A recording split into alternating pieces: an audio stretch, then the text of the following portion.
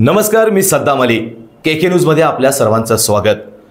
कोल्हापूर ऐतिहासिक सांस्कृतिक वैभव असलेले शहर, पण आज कोल्हापूरकरांच्या जीवनात नवा राजा गादीवर बसलाय आणि तो म्हणजे रस्त्यांवरील खड्डे.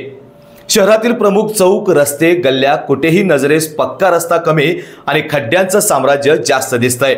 Rajarampuri, Shahupuri, Mahadwar road, Rankala road, Maharana Pratap Chowk, mutton market road, Venus corner, Nangivali Chowk असा कोणता रस्ता आहे जिथे खड्डे नाहीत हा प्रश्न आता नागरिक विचारू लागलेत.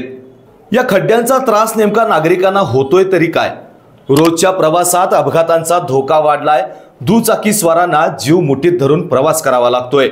वाहनांचे टायर, शॉक अब्झर, इंजिन खराब होत आहेत. धूळ वाढल्यानं श्वसनाच्या आजारात देखील वाढ झालेली आहे. 100 कोटींच्या निधीमधून काही रस्त्यांचं डांबरीकरण झालं, पण पावसात पुन्हा उखडून गेले आहेत.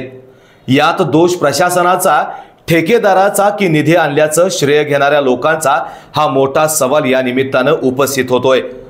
नागरिकांचा सोशल मीडियावर आता प्रशासनाविरोधात आक्रोश सुरू झालेला आहे. रस्त्यात खड्डे की खड्ड्यात रस्ते असा सवाल आता थेट विचारला जातोय. मान्यवरांसाठी रस्ते झटकन दुरुस्त होतात, मग आमच्यासाठी का नाही हा प्रश्न नागरिक आता उपस्थित करतायत. आम्ही कर भरतो, मग बदल्यात मिळतंय तरी काय? आमच्या जीवाची किंमत आहे की फक्त मान्यवरांच्या सोयी? आज कोल्हापुरात खड्ड्यांचं साम्राज्य आहे. नागरिकांनी झेलायचं, वाहन दुरुस्त करायची, आजार सहन करायचे आणि प्रशासनाकडून उत्तर मात्र मिळत नाही.